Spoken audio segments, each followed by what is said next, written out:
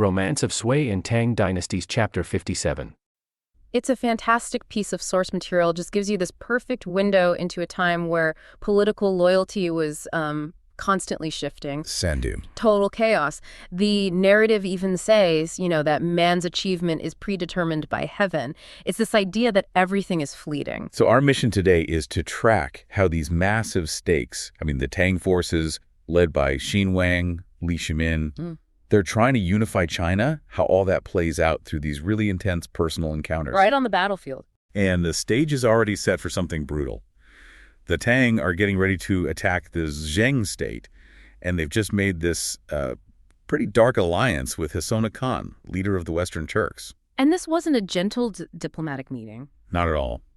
Xianniang Khan basically bought his way into the alliance by killing two of the Tang's biggest enemies, Lu Wuzhu and Song Jianyang, and bringing their heads to the table. That just speaks volumes, doesn't it? It shows you the priorities of the early Tang Empire. It's pure pragmatism. Totally. It's cutthroat politics. The enemy of my enemy is now my ally, and we're going to seal that deal in blood. This is a huge shift strategically. Suddenly you have these external nomadic forces directly involved in building the next Chinese dynasty. Okay, so that sets the stage for our first focus, the new ally and the rising star. Xianniang Khan is officially in, but the source immediately pivots to a promotion inside the Tang army. A very significant one. The promotion goes to Hua Mulan. The legendary warrior herself. Yep. And the text gives us some great details. It says she has a stately appearance, so she's physically impressive, commanding. But it also says she's quick-witted and clever. So brains and brawn. Exactly. And Li Shimin recognizes this and immediately promotes her to lead the rear cavalry. Okay, so why the rear cavalry? For a rising star, why not the vanguard, leading the charge? That's a great question. It's actually a hugely strategic move. So it's not a demotion? Not at all. It's the opposite. The rear cavalry is your reserve force. It's the unit you trust to protect the flanks, to rescue the main army if things go south. It's a high-trust position. And she's placed right next to the new Turkic allies. Precisely. She's the insurance policy. If Hassana's troops break or, get second thoughts, she's there to manage the crisis. And it turns out that insurance policy gets cashed in almost immediately. Right away.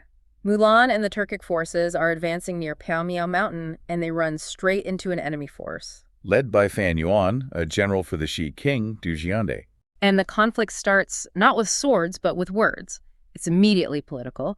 Fan Yuan sees the Turks and basically tells Hassana to go home. Just guard the northern borderlands, he says. A classic, this is a Chinese fight, stay out of it kind of insult. Yes. But Hassana is very skilled at verbal warfare. He doesn't just defend his presence, he goes on the attack and just dismantles the Xia king's legitimacy. What does he do with? He hits them where it hurts. He calls Du Jiande a private salt seller, which is a nod to his, let's say, less than noble origins as a bandit. Ouch. Then he calls Fan Yuan's own men true bandits, which they actually were. So he's stripping away that veneer of legitimacy they're all desperate for. It's a nuclear-level insult because it's true. And that's the trigger. That's the trigger. It sparks an immediate rage-fueled attack. It shows how much ego and honor played a role, not just grand strategy. But, okay, despite being angry, Fan Yuan's forces are pretty effective. Very effective. The source is clear. Hassana's barbarian troops are completely overwhelmed. They're routed. So the brand new alliance is already about to collapse. And this is Mulan's moment. She sees what's happening and executes her mission perfectly. She charges in, leading by example. The text says she's physically out in front of her own troops. Wow. Her intervention saves Hassana and lets them pull back, make a tactical retreat. She saves the alliance, but it's her next move that gets really interesting and brings us to technology. Mulan orders her troops to deploy the cloud-piercing cannons. Right, the Chuanyun Pao. And we should probably clarify for you, the listener, what that means. Yeah, because it's not a cannon like we'd picture, right? Some Yeah. big bronze thing on wheels. Exactly. Not in the 7th century. This was much more likely an early form of gunpowder tech, maybe a trebuchet launching incendiary bombs, or even more likely a kind of primitive rocket system, a fire lance. So it's more of a shock and awe weapon. Precisely. It's a deterrent. The fire and noise and chaos it creates are enough to just halt Fan Yuan's attack in its tracks. He decides chasing them isn't worth the cost, and he pulls back. But Mulan isn't someone who just holds the line. She pushes forward, she pursues them. She does, and this is where the story takes this just incredible turn. Her pursuit is stopped by an ambush. Not just any ambush. No, an ambush by specialized female soldiers led by the princess herself, Du Xianniang. And their fighting style is it's described so vividly. It's beautiful, almost poetic. They roll on the ground like falling leaves flipping in the wind or butterflies dancing among flowers. It sounds like a martial art specifically designed to counter cavalry. You get low, you confuse the horses, you attack from below. That's exactly what it is. It's not about brute force. It's about agility and confusion. It completely neutralizes Mulan's advantage. And even Mulan, the hero of the day, gets caught. She does. They cut her horse's legs out from under her, and she's tangled up in a net and hook. Dragged away. But she's not the only one captured. No. A large, ugly male officer, who seems to be one of her subordinates, rushes in to try and save her. But he doesn't even get close. Not even. A bowstring hums, and a golden pellet, some kind of specialized projectile, hits him square in the chest, shatters his protective mirror, and he's taken down too. The princess just captured 2 high-value targets. 2 prisoners. One, a brilliant commander. The other, this anonymous officer. Which brings us right to the interrogation tent. And some high drama. The princess, Xianniang, speaks to Mulan first. She assumes Mulan is a handsome, white-faced male officer. And she offers him a job. Yeah, a generalship. Just surrender and switch sides. But Mulan stalls. She says she'll agree, but first she has to go north to take care of her parents. The princess sees right through it. She gets furious, threatens to execute him on the spot. And this is the moment. The big reveal. It is. Facing death, Mulan just says it. If you cut me down, I am also a woman, so it is no great honor. Wow. That must have just stopped everyone in their tracks. Completely changes the game. The princess is shocked. She immediately sends Mulan to a rear tent to be verified by her own female soldiers. So while that's happening, she turns to the second prisoner, the ugly man. Who is being very defiant, very angry, and she's so frustrated with him, she's about to have him executed on the spot. And this is where proximity to death just triggers this crucial, completely accidental revelation. As he's being dragged away, he shouts out some names, but they aren't important to the Tang. They're incredibly significant to the princess herself. What does he shout? He yells, I, old Qi, am not afraid of death. I just regret failing the trust of Luo Cheng, the young general, and not having seen Sun Anzu. And the moment she hears those names, Luo Cheng and Sun Anzu, the execution stops cold. Why? Why are those names so important to her? because she knows them. This captive, Ti Guiyuan, is friends with Sun Anzu, who happens to be a high-ranking official serving her own father, the Shi King. Oh, wow. So this man he was trying to see is in their own camp. It saves his life and transforms him from a defiant enemy into, well, an accidental diplomatic asset. An accidental slip of the tongue connects him directly to the Xia King's inner circle. Yeah. So what was his mission? What was he doing for Luo Cheng? He explains he was carrying a letter, and this is the core of it. Luo Cheng wanted to ask Qin Shubao, a very respected relative, to act as a marriage go-between. Qi Guiyuan pulls out the letter, all wrapped up in oil paper, tucked inside his battle A robe. perfect place to hide something that sensitive. And the address on the wrapper leaves no doubt. It's addressed specifically to General Qin, styled Shubao. But it's intercepted. By one quick, decisive move, Princess Du Xianniang completely understands the leverage she now holds. She takes the letter, and the source tells us she immediately slips it into her boot. Into her boot. She dismisses Qi Guiyuan, says he'll be treated well because of his connection to Sun Anzu, but she tells him she'll only give him the letter back after he meets Sun Anzu, and Qi Guiyuan, just happy to be alive, can't do a thing about it. And she's finally confirming Mulan's identity. The warrior we know as Mulan. Is in fact a woman, and the scene is just charged with emotion. Mulan, who's identified here as Ha Mulan, is only 17 years old. 17. Yeah, and when Princess Xianniang gently questions her, Mulan is just overwhelmed with tears. And the reason she gives is, it's rooted completely in classical filial piety. She explains she has aging parents, no elder brother. Only weak younger siblings. So she took her father's place, she answered the king's conscription call in disguise. And she fulfilled that duty, but she also admitted to this immense personal shame that she felt for keeping up the deception for so long. But what's so fascinating is Princess Xianniang's reaction. You know, she's 20, a royal figure. You'd expect maybe political alarm or judgment. Right, fear of exposure or something. None of that. Her immediate response is this deep emotional connection and admiration. She calls Mulan a filial daughter and just expresses this profound respect, saying she must bow down to her. It's like an instant recognition of supreme virtue.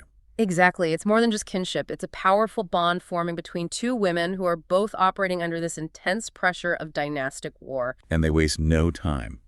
Xianniang invites Mulan to be her good friend in the women's quarters, and they very quickly become sworn sisters. Vowing to share honor and disgrace. The sources are so specific, they even detail the ritual. 4 bows to heaven, 4 bows to each other. And this deep, immediate bond is so crucial because it really sets the stage for Xianniang's own tremendous conflict. It does, because Mulan's was an external sacrifice for her family. Xianniang's is an internal one. It's a duty to her status, to protocol, and it forces her to sacrifice her own heart. That very night, after sealing this sisterhood, Xianniang does something deeply private and deeply painful.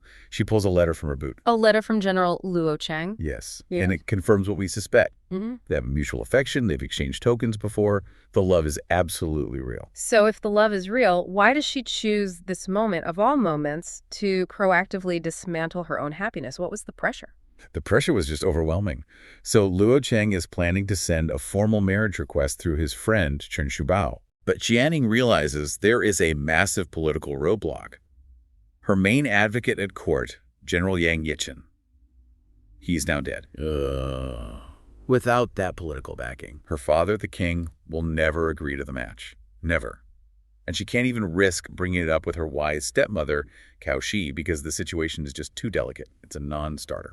So she knows it's a dead end. Pursuing this will only lead to disappointment for Luo Cheng and, frankly, risk for herself. Right. Her duty shifts from personal hope to strategic necessity. She has to secure Luo Cheng's future somehow. And she remembers a promise she made. She'd bonded with Miss Alien, the daughter of Shan Zhongsen, at a place called Xianniang, and promised her friendship. And this is where we get to the extraordinary, almost unbelievable resolution. Xianniang decides she's going to rewrite Luo Cheng's fate entirely by rewriting his letter. Wait, she alters the letter herself? She calls in a female scribe to secretly alter the original request. She creates a copy asking Chen Shubao to seek Miss Shan's hand for Luo Cheng instead of her own. Wow. I mean, that is one of the ultimate acts of self-denial you can imagine. It's profound political and personal discipline. And her reasoning is powerful. This act repays Miss Shan's past kindness, and critically, it fulfills her own wish to see Luo Cheng settled and happy in a politically viable marriage. So she sacrifices her own deepest desire to ensure the best outcome for the man she loves and the friend she respects. It just shows that in this world, personal honor sometimes demanded, well, extraordinary self-extinguishment. It's incredible. She seals the revised letter back in her boot. The matter is settled. And she moves fast, too. She sends the letter plus 20 taels of silver for expenses to the general who'd been escorting Mulan. Yeah, swift and final. It's a powerful lesson. In this world, familial and historical debts, they often just superseded individual desire. She knew the system wouldn't let her be happy, so she used it to make someone else happy. That concept of duty, of selfless calculation, it's the thread connecting their stories. And now to the massive military campaign. This is a critical transition for the Tang dynasty. The Qin king, Li Shimin, has just defeated Lu Wuzhou and, crucially, recruited the great general Yu Qijingde. So now all eyes turn to the biggest threat, Wang Shicheng, the Zheng king. And he's not a small threat. He's become far too powerful after absorbing territory from the defeated Wei Duke. So a direct frontal assault would be, well, a huge gamble. This is where the strategist Zhu Maogong comes in, with his central analogy. Yes. Zhu Maogong argues for a systemic dismantlement, not just one big battle. He delivers the famous advice that defines the entire campaign: to take a giant crab, first cut off its 8 legs. I love that image. It's brilliant. But it's also incredibly risky, right? You're dividing your forces. You could be defeated piece by piece. The genius is in the specialization. They weren't just attacking. They were targeting specific functions. The first, and maybe most critical leg, was Wang Zhongkou being sent to Lukou. Why there specifically? To sever Wang Shichang's grain supply, the Liang Dao. You don't have to win a fight if the enemy can't eat. You starve the crab. Okay, that's brilliant. What was the second critical leg? The second was about securing the key defensive choke points. So you have Lu Shixin and Sun Jiang sent to take Thousand Gold Fortress, and, most importantly, Hulao, the Tiger Gate. The gateway. Control that, and you control all movement into his core territory. And the third piece of this puzzle? That would be the main political and military pressure. While other forces were securing the flanks, the King himself, with his best generals, advanced directly into Henan to meet the other strategists at Honggu Pass. This puts the ultimate pressure on Wang Shichong, pinning him down. But before they get there, the sources include this absolutely chilling detail. It's a dark moment. It is a very dark passage that defines the moral stakes here. Li Jing had just defeated a general named Zhu Can, and the source says Zhu Can, in an act of just pure savagery, butchered the inhabitants of a place called Kikutan and also, well, reportedly fed on them for days before he fled to Wang Shichong. And that detail's not just there for shock value. It frames the entire campaign, doesn't it? It makes the fight against Wang Shichong, who's welcoming this guy, a moral necessity. Precisely. It establishes the enemy as, beyond the pale of civilization. This is a fight for the soul of the land. So now we get to the clash itself, the Battle of Gushui. Wang Shichong knows the invasion is coming. He tries to fortify, but the King spots his flaw before a single sword is drawn. His flaw is nepotism, an excessive reliance on his own bloodline. He put his sons, his nephews, Wang Hongli, Wang Qingben, in charge of all the key cities. And the King just laughs at this. Why is relying on family a military catastrophe here? Because it's loyalty over competence. The King says that state achievement can't be reserved for one family because, well, sons and nephews surely cannot all be wise and talented. It's a system designed to fail when it faces a real meritocracy like the Tang forces. So the battle begins at the Gushui River Valley. 20,000 troops on Wang Shichong's side. And the King reads their morale instantly from their formation. He sees that the Zheng army is arrayed right near the water. Ah, their backs are to the river. Exactly. They've already built in their own line of retreat. It shows they're afraid of a direct fight, low morale. He knows they're primed to break. And that gives him the green light for a pretty audacious tactic. A classic pincer move. He sends the heavy hitters, Qin Jibao and Yuqi Jingde, straight at the front line to just absorb their attention. The distraction. A big, powerful distraction. While they're busy, the Qin King, Li Shimin himself, leads a small elite squad to swing all the way around and smash into the rear of the Zheng formation. But when you personally lead the flanking force, you accept extreme risk. And that risk comes due almost immediately. It does. In the chaos of that rear attack, his horse stumbles. A front loss, it's called. Throws the Qin King to the ground. And in that split second, two Zheng generals see him, the future emperor, lying exposed. They rush in to kill him. And this is it. This is the moment where all that grand strategy nearly goes to waste because of a stumbling horse. But 2 acts of heroism save the day. The first hero is a man named Shi Yu. He kills the first general, and without a second thought, gives the king his own horse, gets immobile again. But there's still a second general closing in. Still closing in, spear aimed right at the king. And that's where Wang Chang steps in. With the perfect intervention. Absolute precision. He draws his bow, fires one arrow, hits the second general directly in the throat, kills him instantly. The threat is gone. It's a matter of seconds, but those seconds save the entire Tang campaign. The momentum was never lost. After hours of fighting, Wang Shichong's forces, already demoralized, they broke. He retreats, and the Tang forces, they're devastatingly successful. Over 7,000 Zheng soldiers killed. The crab's legs were severed. And that tactical victory at Gushui, secured by that immediate courage, it just proves the effectiveness of Zhu Margong's whole plan. I mean, by this point, Li Shimin, the Prince of Qin, and his Tang forces are already putting this immense pressure on Wang Shichong and the Zheng. But, leaders often forget that even a huge strategic advantage can be overturned by a single act of, well, hubris, or just bad luck. And this incident at Yuk proves it. The fate of an empire could, kind of, hinge on a rare bird and a single arrow. Okay, so let's set the stage. We're outside the Tang camp. Li Shimin and his trusted general, Zhu Maogong, they hear people talking about some kind of legendary bird. A phoenix bird is what the locals are calling it, supposedly seen near the tomb of Wei Xuanwu. And Zhu Maogong, who's always the cautious strategist, he immediately starts ringing alarm bells. Of course. He points out the tomb is only 1 or 2 dozen light away, so a very short distance. Right into the danger zone. Way too close to Wang Shichong's rear camp. I mean, it's not a place you go for a casual outing. But Li Shimin he's riding high on success, right? Oh, completely. He's already beaten the Zheng forces twice. So when he disregards Maogong's warning and rides out with 500 iron cavalry, and that overconfidence leads him straight into a place known for being a tactical nightmare. Precisely.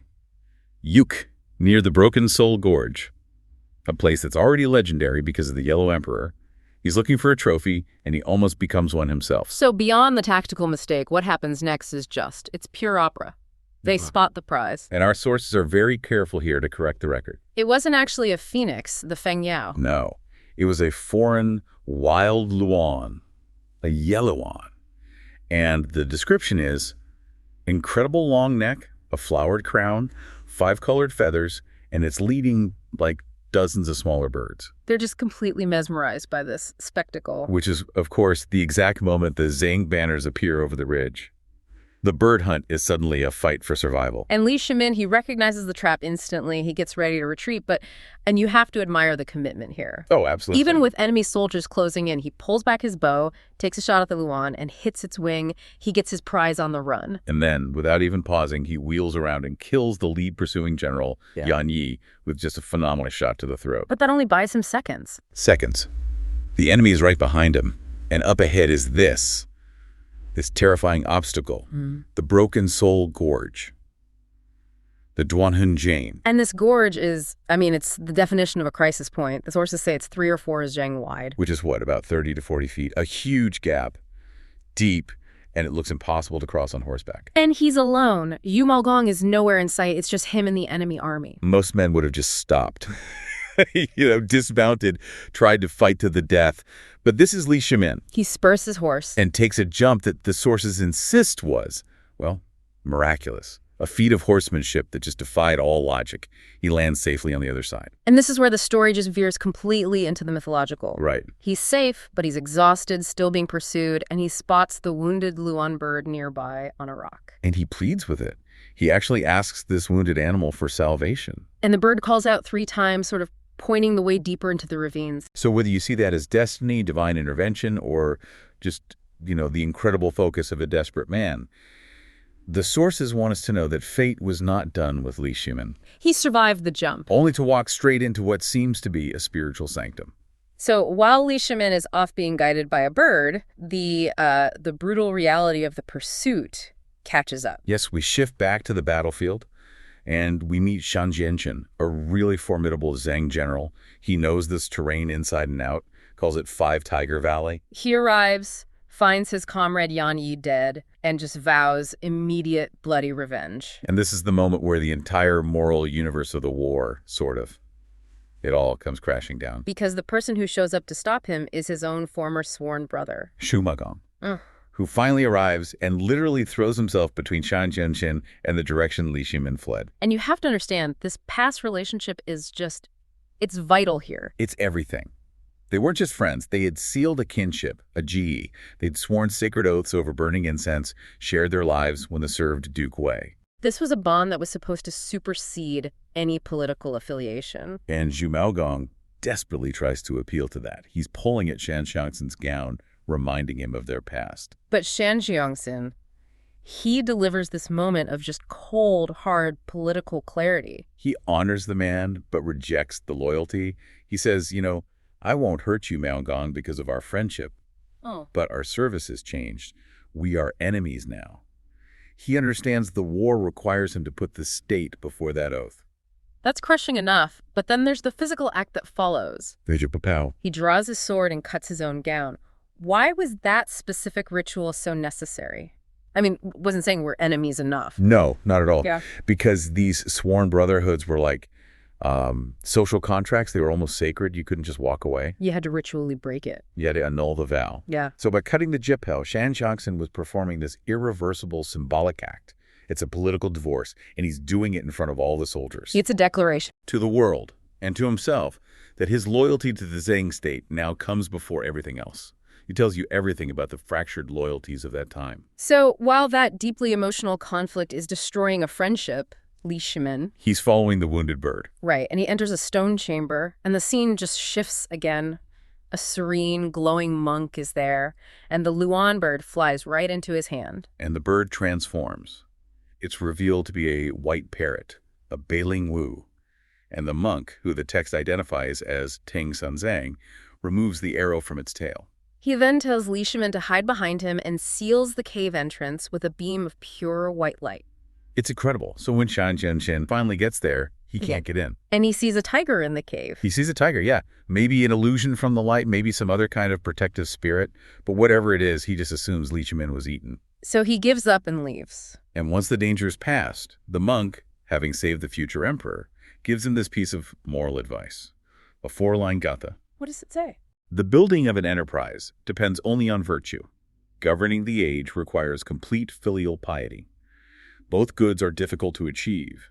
The original source should be traced and protected.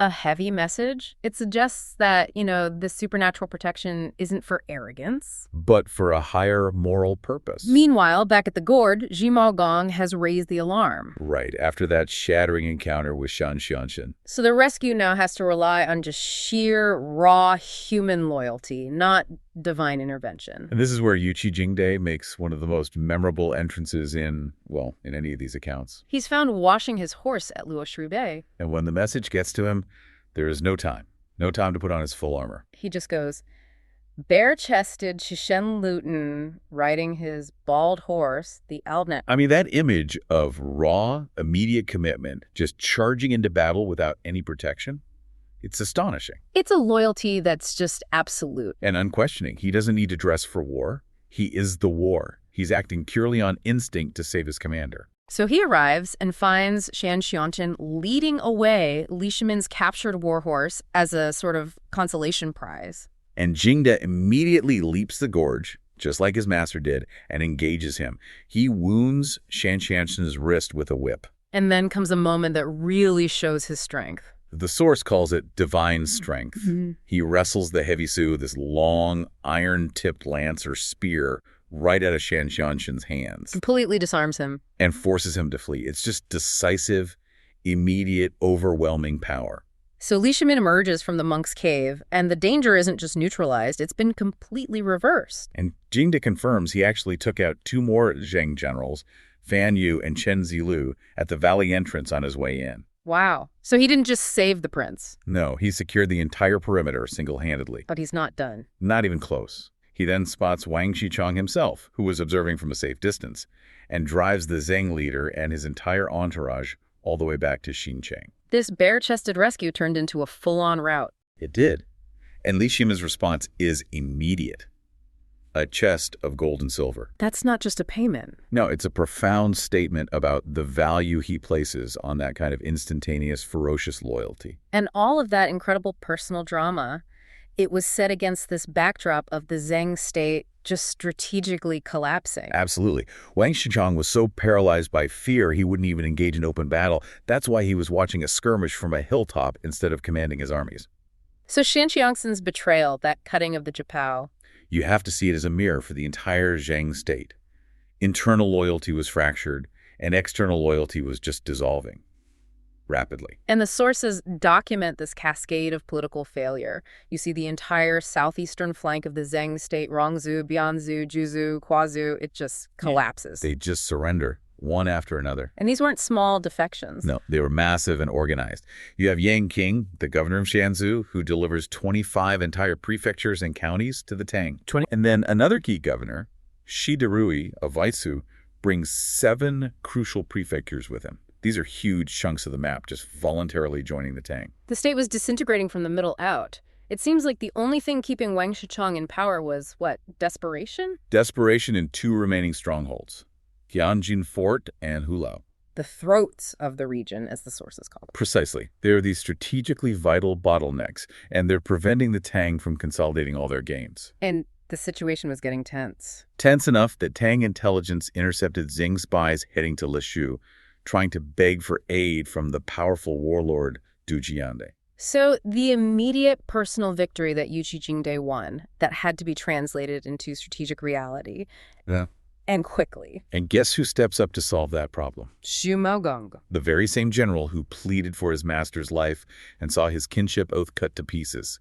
He steps forward and volunteers to lead 1,000 elite troops to capture Hulao. He gets it. He understands that the spectacular personal loyalty of someone like Jingde that secures the leader. But decisive strategic action is what secures the dynasty.